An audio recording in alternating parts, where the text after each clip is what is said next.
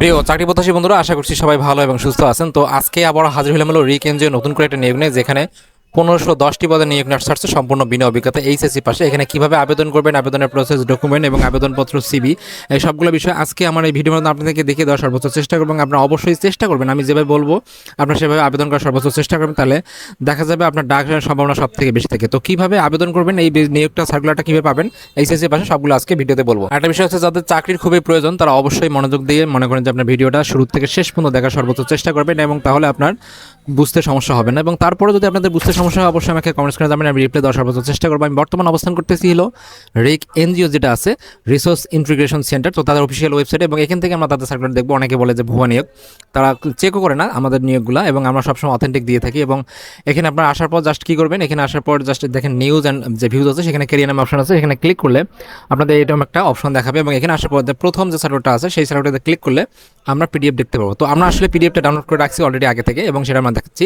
তারা প্রথম যে পত্র সেটা হচ্ছে জোনাল ম্যানেজার, এখানে 10 জন লোক নিয়োগ দেবে। বেতন কিন্তু আপনার সর্বশেষ হচ্ছে 80,125 টাকা।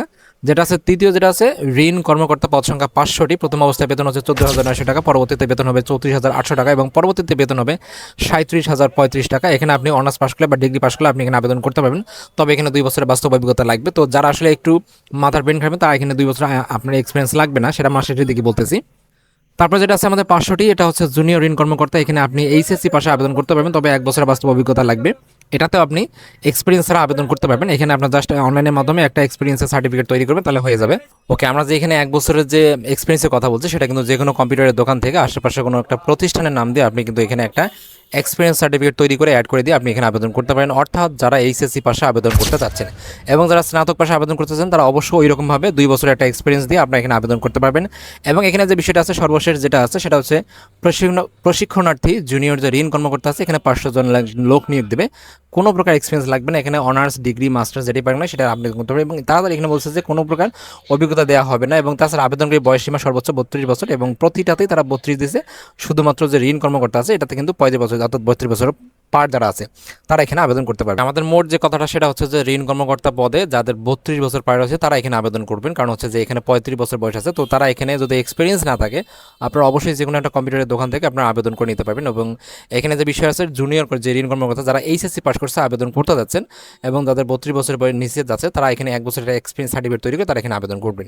এবং যাদের কোনো প্রকার এক্সপিরিয়েন্স নাই, কোনো কিছুই নাই, এবং যারা এখানে আবেদন করতে যাচ্ছেন 500টি পদে, সেটা হচ্ছে যে প্রশিক্ষণার্থী, এবং তারা এখানে কোনো প্রকার এক্সপিরিয়েন্স এখানে আবেদন করতে পারেন। এখানেও কিন্তু 500টি পদে আবেদন। তো এখানে যে বিষয়টা আছে, যাদের যে পদটাতে প্রয়োজন তারা সেখানে কিন্তু আবেদন করবেন। এখানে বেতন অনুযায়ী দেওয়া আছে, আপনার যেটা পছন্দ হয় সেখানে আবেদন করবেন। এবং এখানে যে এই 3টা পদ আছে, তো কীভাবে আসলে সেভাবে কাজ করবেন এটা যদি জানতে চান অবশ্যই আমাকে কমেন্টসের সংখ্যা বেশি করেন। এবং এখানে আবেদনের যে বিষয়টা আছে এবং সেগুলো কিন্তু অবশ্যই একটা বিষয় থাকে কীভাবে আবেদন করবেন। তারা আবেদনপত্র লেখার জন্য একটা ঠিকানা দিয়ে দিচ্ছে এই পর্যন্ত, মানব সম্পদ ব্যবস্থাপনা উন্নয়ন ও প্রশাসনিক যেটা আছে। তাছাড়া আবেদনপত্রের সাথে একটা যে জীবন বৃত্তান্ত আছে সম্পূর্ণ, যেখানে রেফারেন্স থাকতে হবে, এবং ছাড়পত্রের সাথে সকল পত্র অবশ্যই থাকতে হবে। এবং তাছাড়া যে এখানে আছে, এখানে যে ছবির কথা বলা হয়েছে বা অন্যান্য যে বিষয়ের কথা বলা হচ্ছে সেগুলো কিন্তু আপনাদের অবশ্যই লাগবে। সেগুলোর কথা হচ্ছে যে আপনার অবশ্যই একটা মোবাইল নাম্বার লাগবে, এবং আগামী এত তারিখের মধ্যে আপনার এই যে ঠিকানা কথা বলছে সেটা উল্লেখ করতে হবে। এবং তাছাড়া এখানে যদি অভিজ্ঞতা সম্ভব থাকে সেটা কিন্তু সত্যায়িত করতে হবে। আপনি একটা জাস্ট বানিয়ে নিয়ে তারপর সত্যায়িত করবেন যে কোনো গেজেটেড অফিসারের দ্বারা।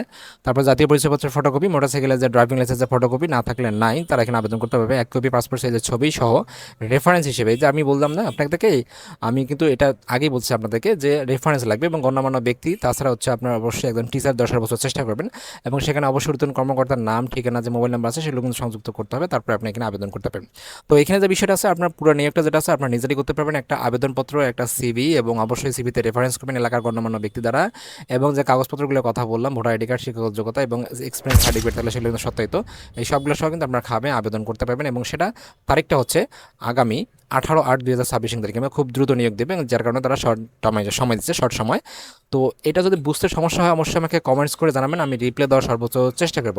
এবং এটা ছাড়া যদি কোনো সমস্যা হয় যে আসলে কিভাবে আবেদন দেখবেন A to Z আমার ভিডিওর মাধ্যমে, সেটা অবশ্যই আমাকে কমেন্টসের সংখ্যা বেশি করেন, তাহলে আমি সেটা ভিডিও তৈরি করে দেখাবো কীভাবে আবেদন করবেন এবং কীভাবে ছবি তুলবেন। Thank you so much video দেখার জন্য। দেওয়া হয়েছিল কোনটা?